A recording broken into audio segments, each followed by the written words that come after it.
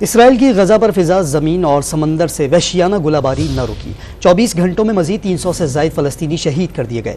صہیونی بمباری میں شہید فلسطینیوں کی تعداد 17,500 تک پہنچ گئی۔ 42,000 سے زائد فلسطینی زخمی ہیں۔ اسرائیلی فوج زمینی کارروائیوں میں فلسطینی سویلینز کو نشانہ بنانے لگی۔ مقبوضہ مغربی کنارے میں اسرائیلی فوج نے 6 فلسطینی شہید کر دیے۔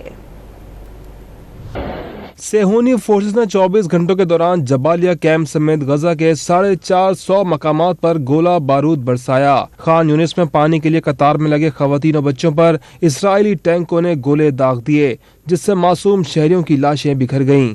اقوام متحدہ کے اسکولوں پر گیس اور دھوئیں کے لاتعداد بم برسائے گئے، جس سے پناہ گزینوں کے لیے سانس لینا مشکل ہو گیا، آنکھیں جلنے لگیں۔ اسرائیل کی جانب سے حراست میں لیے جانے والے فلسطینیوں نے بتایا، اسرائیلی فوج نے حراست میں لینے کے بعد کپڑے اتروا لیے اور سخت سردی میں سمندر کنارے بیٹھے رہنے پر مجبور کیا گیا۔ واپسی پر ان کے گھر جلے ہوئے اور سامان لوٹا جا چکا تھا۔ اسرائیلی حملوں میں غزہ کی 650 سال قدیم عمری مسجد سمیت مزید کئی مساجد شہید کر دی گئیں۔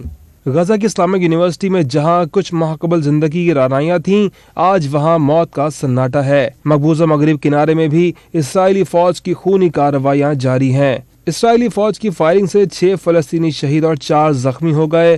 اسرائیلی آباد کاروں کے حملوں میں بھی 3 فلسطینی زخمی ہوئے۔ صہیونی فوج نے زخمیوں کے لیے جانے والی ایمبولینسز کا راستہ بھی روک لیا۔